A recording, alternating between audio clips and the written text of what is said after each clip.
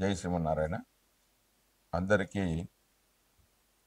విశ్వాసునామ సంవత్సర శుభాకాంక్షలు, ఉగాది శుభాకాంక్షలు. మనం ఇప్పుడు ఈ వీడియోలో రవి మేషరాశిలోకి ప్రవేశించినప్పుడు ద్వాదశ రాశుల వారికి ఫలితాలు ఏ విధంగా ఉంటాయి అనేది ఈ వీడియోలో తెలుసుకుందాం. అంత ప్రాముఖ్యత ఏమిటి అంటే, మేషరాశిలో రవి స్థితి చెందడం అంటే అది రవికి అది ఉచ్చరాశి. అంటే కేవలం మొత్తం 30 డిగ్రీలు కాదు, మొదటి 10 డిగ్రీల్లో మాత్రమే. రవి కానీ కుజుడు కానీ మొదటి ద్రెక్కానంలో మాత్రమే శుభ ఫలితాలు ఇస్తాడు. మిగిలిన ద్రెక్కానం అంటే 10 డిగ్రీలు. మొదటి ద్రెక్కానం అంటే 10, రెండవ అంటే మళ్ళీ 10 నుంచి 20, మూడవ ద్రెక్కానం అంటే 20 నుంచి 30 డిగ్రీలు.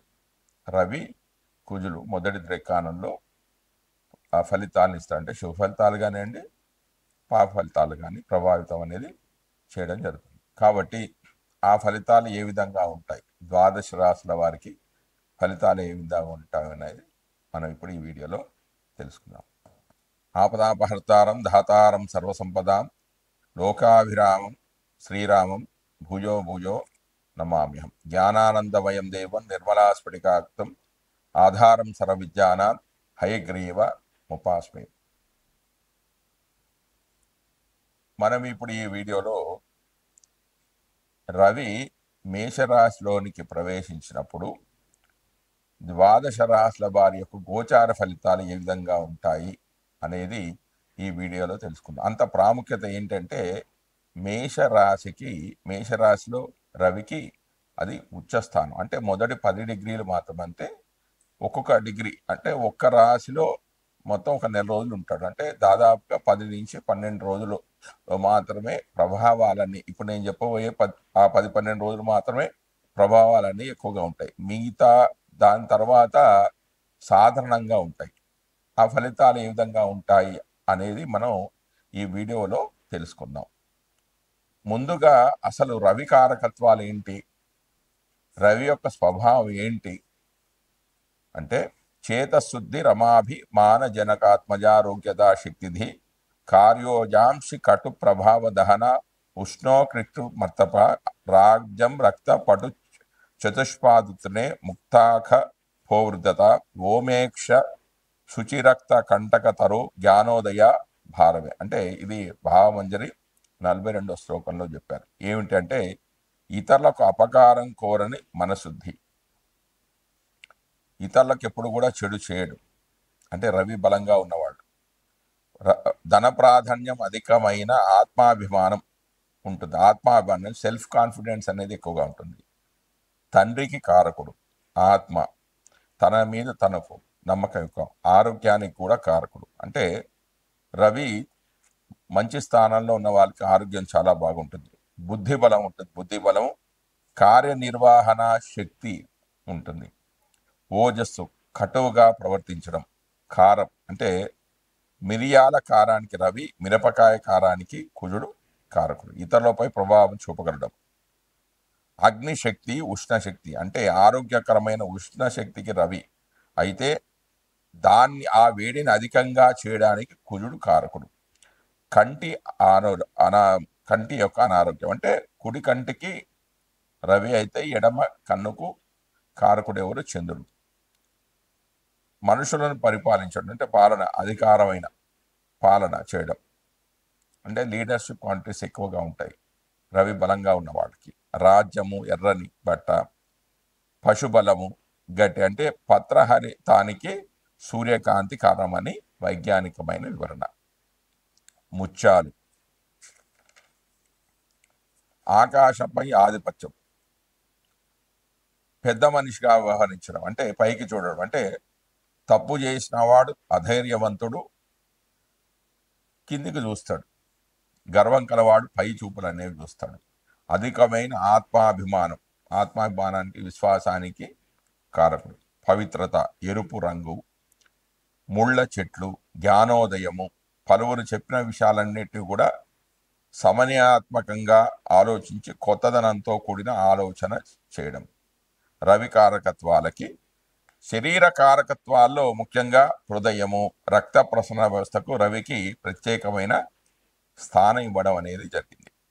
అంతేకాకుండా ఆధ్యాత్మిక అంశాలలో శరీరం ఏర్పడడానికి మూలభూతమైన ఆత్మకారకం రవికి ఆపాదించడం జరిగింది. నిరంతరం తన చుట్టూ అన్ని గ్రహాలను అంటే అన్ని వ్యవస్థలను తిప్పుకుంటూ వాటికి కావలసిన పోషణను అందిస్తూ తాను వెలుగుతూ ప్రాణభూతమైన రవి ఆత్మకారకుడిగాను శరీరంలో హృదయ కారకుడిగాను నిర్దేశించడంలో ఔన్నత్యం అనేది కనిపిస్తుంది. హృదయం ఆగినా, ఆత్మ వెళ్ళిపోయినా శరీరం అనేది మరణిస్తుంది, చైతన్యహీనం అవుతుంది. అన్ని రకాల వ్యవస్థలు వెంటనే నాశనం అవుతాయి.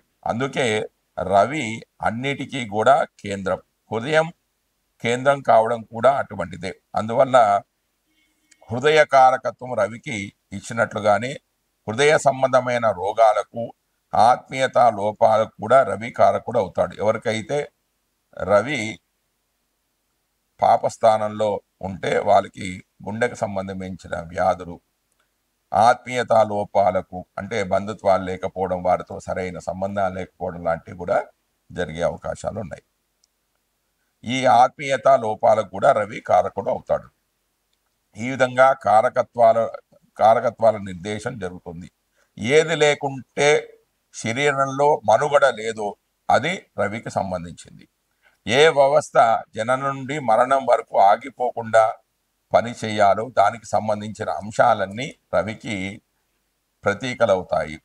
ఇక్కడ రవి ప్రత్యక్ష ప్రభావం కన్నా పరోక్ష ప్రభావం అనేది అధికంగా ఉంటుంది.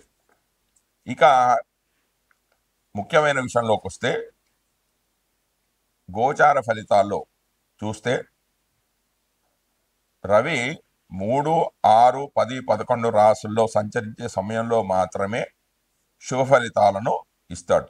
మిగిలిన సమయాల్లో అతడు సంచరించే రాశి దృష్టి ఉన్న సప్తమ రాశి విషయంలో జాగ్రత్తలు అనేవి తీసుకోవాలి. వేరు వేరు జన్మరాశుల వారికి రవి సంచరించే రాశి దృష్టి ఉన్నటువంటి రాసులు ఏ భావాలు అవుతాయో గమనించి వాటికి అనుకూలమైన ఫలితాలను నిర్దేశించాల్సి ఉంటుంది.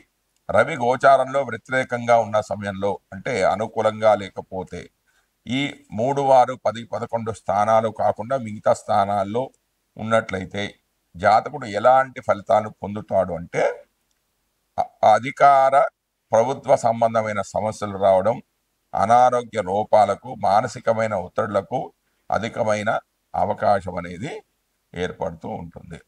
మనం ఇప్పుడు ఈ వీడియోలో రవి మేషరాశిలోకి ప్రవేశించినప్పుడు ధనురాశి వారికి రవి ఇచ్చే ఫలితాలు ఏంటో మనం ఇప్పుడు ఈ వీడియోలో తెలుసుకుందాం. ధనురాశి వారికి రవి పంచమంలో స్థితి చెంది ఉన్నాడు. అంటే ఇది సంతాన భావం. పంచమ భావంలో సంచరించే రవి అశుభ ఫలితాలనే కలిగజేస్తాడు.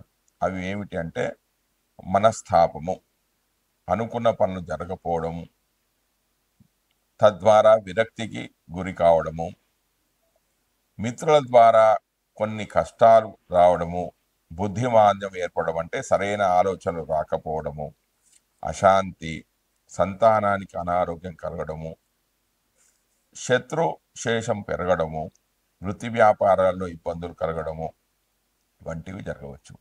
రవి తన సప్తమ దృష్టి చేత 11వ భావాన్ని వీక్షించడం చేత కొన్ని శుభాలు కూడా కలుగుతాయి. వివాహాది శుభకార్యాలు కలగడము, ఆరోగ్యం కొంత మెరుగుపోవడం, ఆనందం ఉత్సాహం పెరగడము, రుచికరమైన భోజనం చేయడం వంటివి కూడా జరుగుతాయి. కొంత మిశ్రమ ఫలితాలు కూడా జరిగే అవకాశాలు ఉన్నాయి. ఈ రాశిలో రవి సువర్ణమూర్తిగా సంచరించడం చేత కేవలం ఒక 25% మాత్రం చెడు ఫలితాలు జరుగుతాయి. జై శ్రీమన్నారాయణ. నేను ఇప్పుడు చెప్పబోయేది రెమెడీస్. అంటే ఎవరి జాతకంలో అయితే సూర్యుడు బలహీనంగా ఉంటాడో వాళ్ళు చేసుకోవాల్సిన పరిహారాలు ఏంటంటే సూర్య శాంతి స్థానం. అంటే సూర్యుడు అశుభంగా ఉన్నప్పుడు అభిష్ట కార్యాలు సిద్ధించడానికై కాశ్మీర కేసరం అంటే కుంకుమ పువ్వు, యష్టి మధుకము పద్మకం అంటే హిమాలయమున పుట్టు దుర్లభ జాతి వృక్షము. యాలకులు మనశిల అంటే మనశిల అనియు అందరు దీన్ని మనశిల అంటే మనిషిల అని అంటారు. ఇది పేరుడు పదార్థాలు వాడతారు. వట్టివేళ్ళు వసంత దూతి అంటే శృంగవల్లి పాటల అని దీనికి ఇంకో పేరుంది ఇది. మరియు దేవదారు వృక్షాల యొక్క చెక్క ఇవన్నీ కూడా స్థాన జలంతో అంటే నీళ్ళలో స్థాన జలంతో కలిపి నీళ్ళలో వేసుకొని స్నానం చేస్తే సూర్యుడికి సంబంధించిన దోషాలు అనేవి పరిష్కారం అవుతాయి. అంతేకాకుండా పురాణ శ్లోకాలు ఉన్నాయి. ఏంటి? జపాకుస్మ సంకాశం కాశ్యపేయ మహాదుతం తమోరం సర్వపాపగ్నం ప్రదోషదివాకరం. ఈ మంత్రాన్ని కానీ వైశిష్ఠుడు రాముడికి ఉపదేశించిన ఆదిత్య హృదయ పారాయణాన్ని చేసుకున్నట్టయితే రవికి సంబంధించిన దోషాలన్నీ కూడా తొలగిపోయి రవి శుభ ఫలితాలను ఇవ్వడం జరుగుతుంది. జయ శ్రీమన్నారాయణ.